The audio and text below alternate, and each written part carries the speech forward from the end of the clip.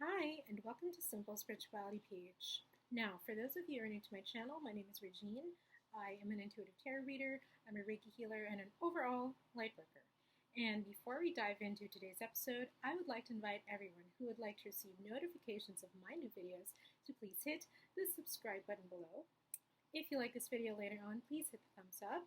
If you have any comments or suggestions, you want to say hey, just comment down below. And if you would like your very own tarot reading or Reiki healing session with me, online for now of course, well, here are the details.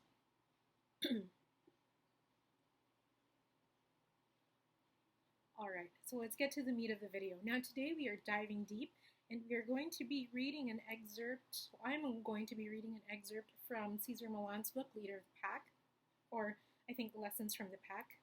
Yes, I think it's Lessons from the Pack. It's on Kindle, so I can't really see the title. Let me check. Lessons from the Pack, yes. Lessons from the Pack. And we're going to read an excerpt about how energy affects not just everyone in our lives, but everything in our lives. Okay, so here it goes. One day when I was around 6, I had a fight with my little sister. My mother had taken her side, which made me furious. I marched out the door in a huff, planning to run away to the fields where my father and grandfather were working. As I stormed out of the house, I passed within 2 feet of our horse, which was tied up outside. He immediately sensed my anger and started to pace and kick. Then I stomped through the yard where we kept the chickens, which had been calmly pecking away. As soon as I drew near them, they also picked up on my rage and scattered nervously out of my way. The rooster squawked, flapped its wings, and chased after me. Finally, I reached the donkey, which was drinking water from a long trough by the path to the fields. The donkey was the only animal I was allowed to ride, so I jumped on its back and gave him a kick. This donkey, one of the most mellow, low-key animals you could ever meet, started to buck and nearly threw me off. Then he refused to move. So notice how powerful that bit is. Every time an angry Cesar Millan passed by all the animals started to react accordingly. They started to react and respond to the energy that he had inside of him, the anger that he was feeling at the time. I never made it out to the fields that day. I just waited in a glum state of self-pity until I saw Paloma. Paloma is the first dog that he's describing here in his book, coming over to the hill with my father and grandfather as they headed toward the house for dinner. I ran to my grandfather and told him all about how unfairly I felt I had been treated, how even the animals wouldn't let me get away from the house. My grandfather chuckled a little bit. Excuse me. Whether your sister did you wrong or not, it doesn't matter, he said. But how you reacted was very wrong. You poisoned the whole farm with your anger. The animals were trying to correct you, but you weren't listening to them. You didn't respect what they were telling you about your own behavior. My grandfather made me understand that like a rock thrown in a pond, my intention to flee and my anger created a negative ripple in the energy of the farm. Sharing that kind of destructive energy with animals breaks the bond of trust and respect that is so essential in an interconnected system. Let me repeat that part again. Sharing that kind of destructive energy with animals breaks the bond of trust and respect that is so essential in an interconnected system. When animals don't trust you, they will try to correct you, run away from you, or make you run away from them. Never blame the animals, my father told me again and again. If the animals are acting up, it's because of you. It's because of something you did. You must always respect them because you are responsible for them. In this time, I came to understand what I'd done wrong. I disrespected the balance and the interdependence that kept the farm flowing smoothly. Any small mistake in a symbiotic world threatens the security of everyone in it. So that's where I'll end the excerpt. But let me read that last line again. Any small mistake in a symbiotic world threatens the security of everyone in it. Okay, so this is a very powerful excerpt, actually. If you guys aren't familiar, Cesar Millan is basically the dog whisperer on National Geographic, and he does have his own YouTube videos, and he has books, and of course a line of products for your dogs. Now, Apart from being a dog lover, because I love dogs so much, apart from being a dog lover, I really, really and truly abide by what Cesar Millan um, teaches when it comes to relating with your pets, with your, not just dogs, but with animals in general. His motto is always to train the humans. So it's like, what does he say?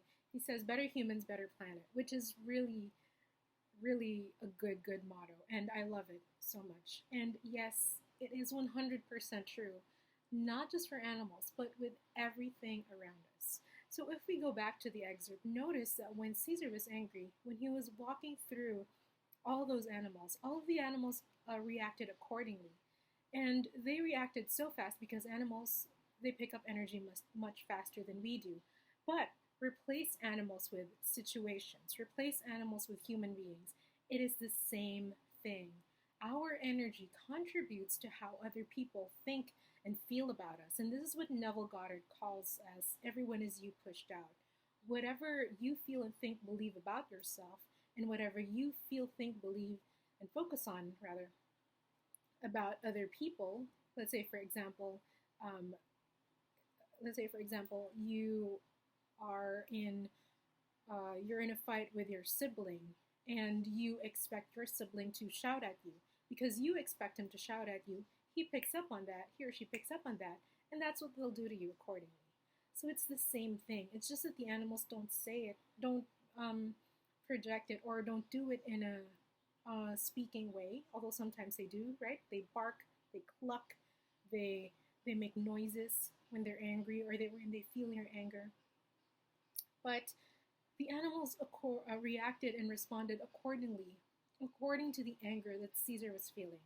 So it is the same thing for everything in our entire world, because everything is energetic. Everything is energetic. Whatever is inside of you will be translated to an outside thing in your reality. So whatever you feel, think, believe, and focus on, again, about yourself, people are going to pick up on that. If you're feeling angry, people are not going to want to be around you.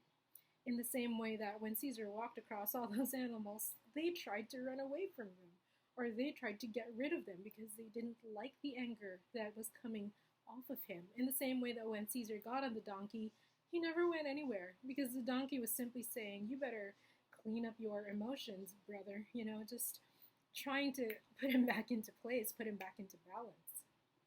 It's the same thing with everything around us. So it's actually funny because in Reiki, we do, in Reiki 1, there is a session on doing Reiki for your objects. So let's say, for example, your phone isn't working or your microphone isn't working, do Reiki on it.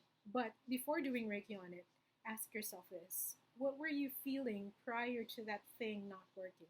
What were you feeling before your microphone stopped working, before your phone started, lagging, before your finances started dwindling? What were you believing? What were you feeling? What were you saying to yourself? What were you feeling about yourself and that topic?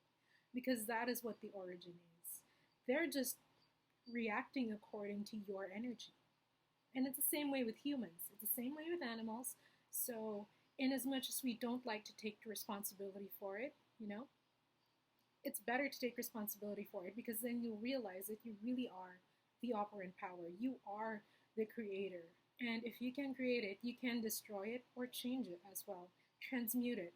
Lead it to the positive spectrum. Lead it to the direction that you want it to go. Okay? So that was a very powerful excerpt. And I'm so excited to keep reading this book I just started. And we'll probably pick up a lot more diving deep sessions from Cesar Millan's book. So, if you like this video, please hit the thumbs up. If you have any comments or suggestions, you want to say hey, just comment down below. If you would like to receive notifications of my new videos, please hit the subscribe button below. And if you would like your very own tarot reading or Reiki healing session with me, online for now, of course, here are the details.